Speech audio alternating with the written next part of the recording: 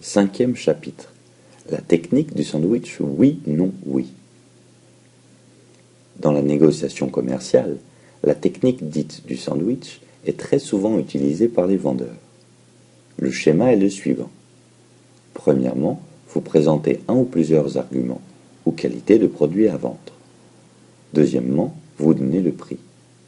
Troisièmement, vous présentez un nouvel argument ou plusieurs.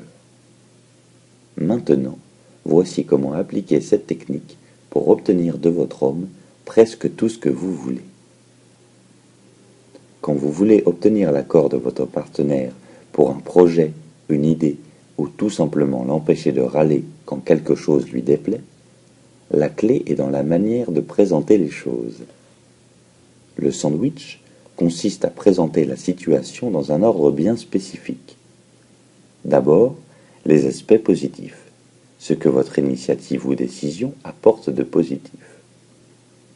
Ensuite, les aspects négatifs.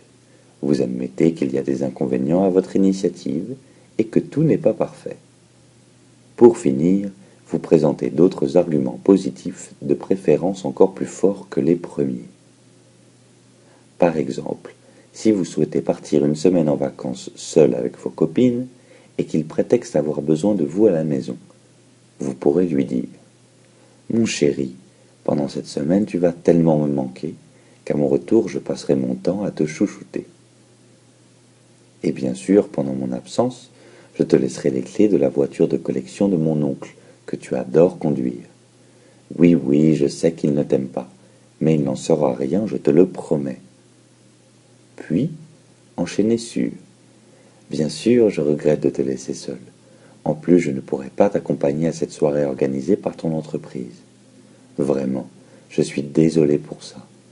Si tu veux, le week-end d'après, nous inviterons ton responsable et sa femme au dîner. » Et vous concluez. Et puis, pense au fait que toute la maison sera à toi.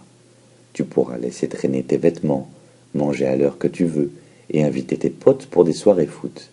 Tu as quand même un super programme en perspective. Je vous conseille de respecter toujours la recette. Ne vous lancez jamais dans un sandwich non, oui, non, ni dans un autre mélange du genre oui, oui, non. Cette recette mise au point par les professionnels du commerce et de la négociation est efficace si vous respectez l'ordre que je vous ai présenté. Ainsi, n'essayez pas de minimiser à tout prix les aspects négatifs. C'est important de les passer en revue en toute honnêteté pour lui montrer votre compréhension. Sinon, vous passez pour une égoïste. N'essayez donc pas de les balayer rapidement en disant « Ok, ce n'est peut-être pas très sympa pour toi, mais bon, je ne peux rien y faire. » Montrez-lui au contraire que vous comprenez parfaitement ses inquiétudes et les désagréments que cette situation implique pour lui. Ainsi, votre homme ne se sentira pas mis à l'écart et ne pourra pas vous accuser de ne pas penser à lui.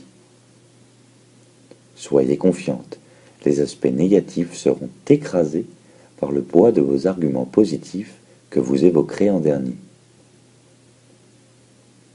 Et pour conclure, voici l'avis de Gilles. Je ne savais pas que cela s'appelait le sandwich, mais pour moi, c'est un argumentaire parfaitement valable. Je ne vois rien de mal à ce que ma copine me présente quelque chose sous cette forme. À partir du moment où elle est honnête sur tous les points, je suis rassuré. Par contre, je pense que même avec cette méthode, elle n'arrivera toujours pas à me convaincre de faire un régime, par exemple. Parce que pour l'instant, moi je n'y vois que des aspects négatifs. Ça donne plutôt un non, non, non. Je me prive pour mes plats préférés. J'arrête la bière, je perds mon temps dans une salle de gym.